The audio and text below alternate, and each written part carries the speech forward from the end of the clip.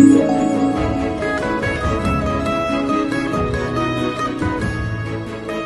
My god,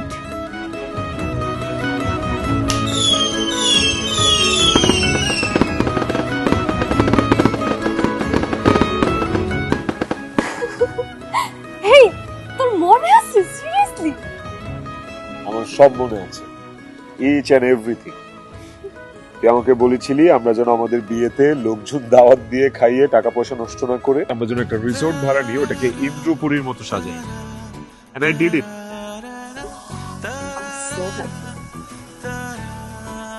Thank you. সব কথা কি এখানেই বলবি? Come on, আয়, ভেতরে আয়।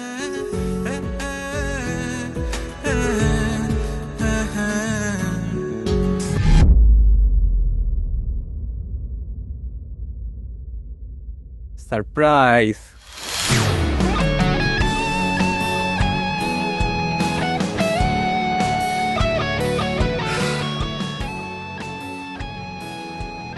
হ্যাপি অ্যানিভার্সারি জান।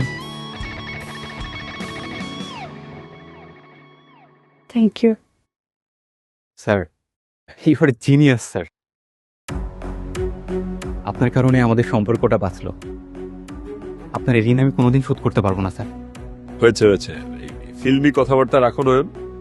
কাম অন ম্যান, তুমি কিন্তু আমার এমপ্লয়ি না, তোমাকে আমি আমার ফ্যামিলি মেম্বার মনে করি। ওকে, have fun, chill, enjoy.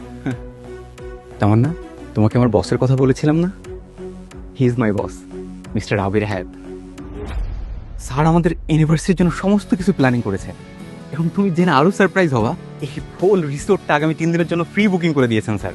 Thank you so much sir. It's okay, it's okay, এইসব বলা দরকার নেই। এনিওয়েজ, কেক কোথায়? Where is the cake?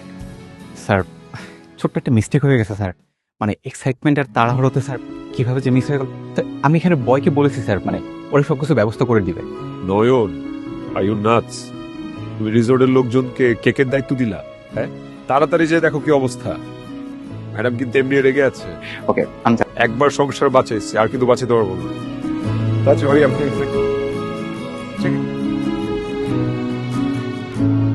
Marriage councillor কবে থেকে হলি? যেদিন থেকে তুই আমাকে ছেড়ে গিয়েছিলি সেদিন থেকে। প্রতিশোধ নিলি? যে আবিরকে তুই ছেড়ে গিয়েছিলি সেই আবিরকে ভালোবাসা যায়, কিন্তু তার সাথে ঘর বাঁধা যায় না। এটা ছিল তোর ম্যাচিউরিটি। আর আজকে যে তামান্না আমার কাছে আসতে চায়, সেই তামান্না এখন আরেকজনের ঘরও নেই। আরেকজনের ঘরের বউকে আমি কোনোদিন আপন করে নিতে পারবো না। এটা হলো আমার ম্যাচিউরিটি। আচ্ছা, তা তুই যেহেতু এত বেশি ম্যাচিউর, তাহলে জেনে শুনে আরেকজনের বউর কাছে এসেছিলি কেন? সিকিউরিটি? আমি বলেছিলাম না যে আমার চেয়ে ভালো সিকিউরিটি তোকে কেউ দিতে পারবে না। আর ওই আমি তোর কাছে এসেছিলাম মানে ইট ওয়াজ ইউ। তুই আমার সাথে যোগাযোগ করেছিলি।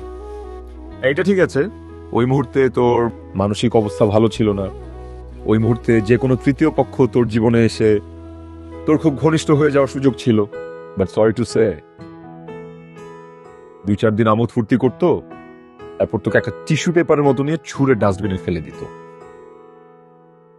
আমি এসে তোকে সিকিউরিটি দিয়েছি।